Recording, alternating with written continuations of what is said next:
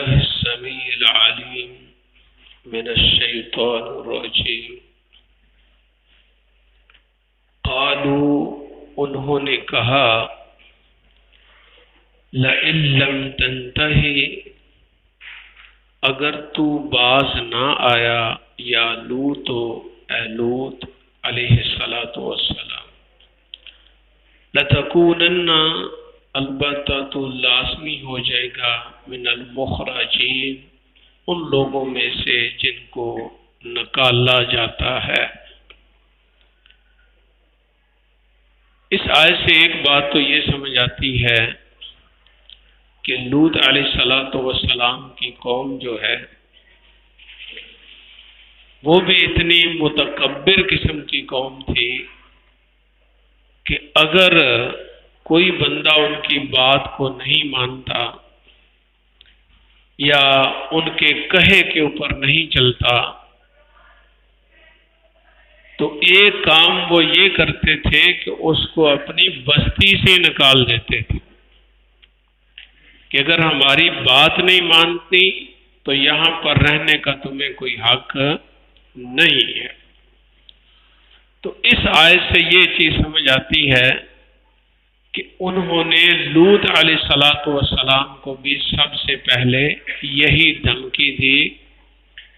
کہ اگر تو اپنے اس کام سے اللہ کے دین کی دعوت سے باز نہ آیا تو تیرا علاج بھی وہی ہوگا کہ جو عام لوگوں کا ہوتا ہے، ان کو ہم بستی سے نکال دیتے ہیں تو تمہیں بھی بستی سے نکال دیا جائے گا۔ قال لوط علیہ السلام نے فرمایا انی بے شک میں لعملکم تمہارے کام کی وجہ سے من القالین شدید نفرت کرنے والوں میں سے ہوں یا شدید غصہ کرنے والوں میں سے ہوں یا شدید دل کے جلنے والوں میں سے ہوں۔ تو یہ اپنے اندر کی جو کیفیت تھی نا لوط علیہ السلام کی، بیٹا خاموش ہو جو بھائی، وہ لوط علیہ السلام نے جو ہے نا وہ ان کے سامنے رکھی کہ تمہارا یہ کام جو ہے نا اس کی وجہ سے یہ قلا یا قلی سے جو ہے نا قالین ہے، اس کا مطلب ہوتا ہے کہ سخت نفرت کرنا، یعنی شدید قسم کی نفرت یا سخت قسم کی دشمنی رکھنا۔ اور لغت کے اندر اس کا معنی ایک یہ بھی ہے جس طرح گوشت کو بھونا جاتا ہے نا، بھونتے ہیں گوشت کو، روسٹ کرتے ہیں، اس کے بھی جو ہے نا وہ اس کا معنی آتا ہے قالین میں۔ تو وہ بھی سمجھ آتا ہے کہ لوط علیہ السلام ان کو کہہ رہے ہیں کہ تمہارے اس کام کی وجہ سے میرا خون کھولتا ہے،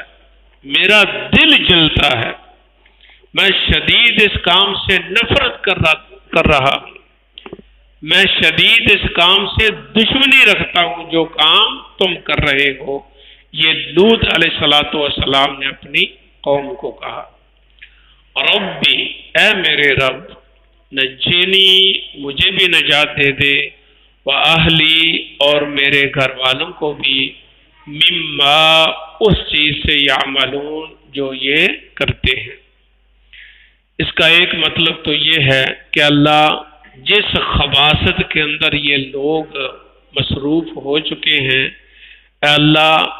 مجھے اور میرے گھر والوں کو اس برے کام سے بچا لے۔ یعنی ہم اس کام کے اندر شامل نہیں ہونا چاہتے، اس کی نحوست سے بچا لینا اور اس کی وجہ سے جو بے برکتی ہے اس سے بچا لینا، اس کی وجہ سے معاشرے کے اندر جو خرابی آتی ہے اس سے بچا لینا، اس کی وجہ سے جو معاشرے کے اندر بیماریاں پھیلتی ہیں اس سے بچا لینا۔ یعنی اس برے کام کی وجہ سے جو بھی نقصان ہونے والا ہے نا، اے اللہ مجھے اور میرے گھر والوں کو اس سے بچا لینا۔ فنجیناہ پس ہم نے اس کو نجات دے دی، وَأَهْلَهُ اور اس کے گھر والوں کو بھی اجمعین سب کو۔ تو اللہ تعالیٰ نے اس سے آیت کے اندر تو عذاب کا تذکرہ نہیں آیا، لیکن اس سے آگے آ رہا ہے۔ تو یہاں پر اللہ نے فرمایا ہم نے ان کو نجات دے دی، مطلب یہ ہے کہ اگر یہ نجات پا گئے ہیں تو باقی تباہ ہو گئے، اگر یہ نجات پا گئے ہیں تو باقی تباہ ہو چکے ہیں۔ تو اللہ فرماتے ہیں ہم نے لوط علیہ السلام کو اور اس کے گھر والوں کو نجات دے دی، سب کو، الا عجوزا فی الغابرین، مگر ایک بڑھیا جو ہے نا اس کو ہم نے نجات نہیں دی، وہ پیچھے رہنے والے جو لوگ ہیں وہ انہی کے اندر پیچھے رہی۔ تو وہ بڑھیا اس سے مراد جو ہے وہ لوط علیہ السلام کی بیوی ہے، اس نے لوط علیہ السلام کا دین قبول نہیں کیا تھا، تو تھی وہ بیوی لیکن دین کو قبول نہیں کیا تھا، تو اللہ تعالیٰ نے اس بیوی کو بھی تباہ کر دیا۔ اس سے ایک بات یہ بھی سمجھ آتی ہے کہ پیچھے نوح علیہ السلام کا قصہ بھی ہم نے پڑھا ہے، تو نوح علیہ السلام کی بیوی نے بھی ایمان کو قبول نہیں کیا تھا، نوح علیہ السلام کے بیٹے نے بھی ایمان قبول نہیں کیا تھا، لوط علیہ السلام کی بیوی نے بھی ایمان قبول نہیں کیا۔ اگر یہ سارے کے سارے بے ایمانی کی وجہ سے تباہ ہو گئے ہیں تو یہ ہمیں ذہن میں نہیں رکھنا چاہیے کہ ہم گناہ کرتے رہیں اور اللہ کی نافرمانیاں کرتے رہیں اور اللہ کو ناراض کرتے رہیں اور ہم کہیں کہ محمد الرسول اللہ صلی اللہ علیہ وسلم کی امت ہیں تو اللہ کے نبی صلی اللہ علیہ وسلم ہمیں بچا لیں گے، ایسا نہیں ہوگا۔ بات سمجھ آئیے؟ بچے گا وہی کہ جو عمل صالح کرے گا۔ اگر برائیاں کر کے ہم اللہ کے نبی صلی اللہ علیہ وسلم کی طرف نسبت کریں کہ وہ ہمیں بچا لیں گے تو اللہ کے نبی صلی اللہ علیہ وسلم برائیاں کرنے والوں کو نہیں بچائیں گے۔ ان کی شفاعت جو ہوگی قیامت کے دن، جو سفارش ہوگی، اللہ تعالیٰ ان لوگوں کے بارے میں سفارش کی اجازت دیں گے کہ جن کے اوپر اللہ بھی راضی ہوگا کہ ان کی سفارش کر لو۔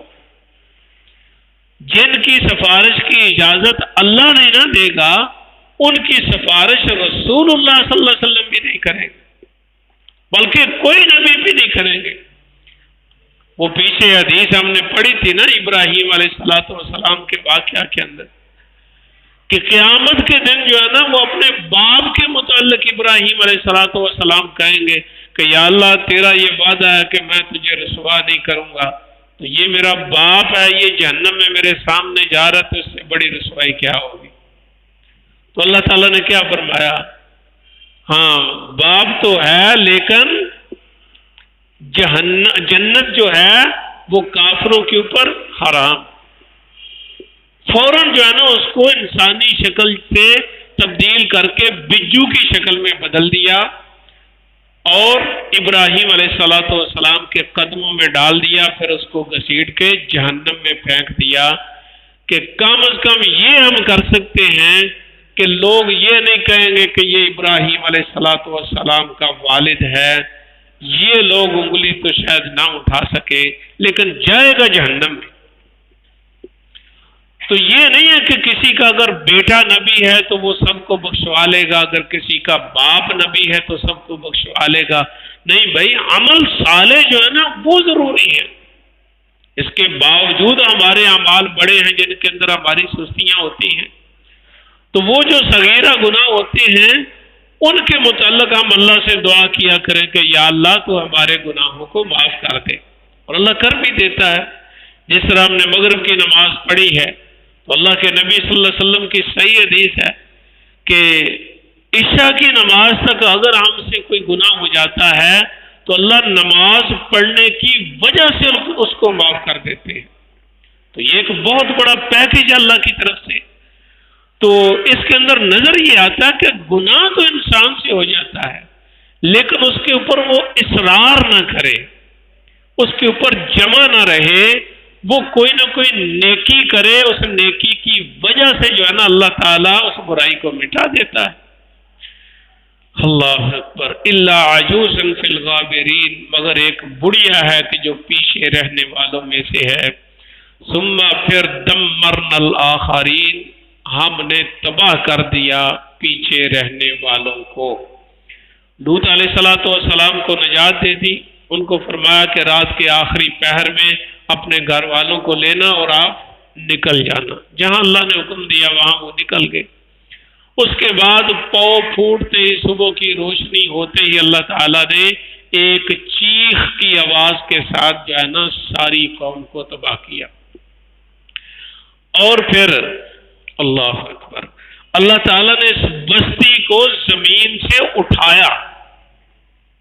اس طرح بستی ہے نا، تو اس طرح اٹھا کے اللہ نے اس طرح اس کو پلٹا، اور اس طرح پلٹ کے جو ہے نا ان کے اوپر پتھروں کی بارش کی۔ بہت سخت قسم کا عذاب جو ہے نا اس قوم کے اوپر جو ہے نا منازل ہوا۔ ثم دمرنا الآخرین، پھر ہم نے تباہ کر دیا دوسروں کو۔ وامطرنا علیہم مطرا، پھر ہم نے ان کے اوپر بارش کی، بڑی شدید بارش۔ فساء مطر المنذرین، پس بری تھی ڈرائے جانے والے لوگوں کی بارش، یعنی جن کو پہلے ڈرایا گیا تھا کہ اس کام کو چھوڑ دو۔ ان فی ذلک لآیۃ، بے شک اس کے اندر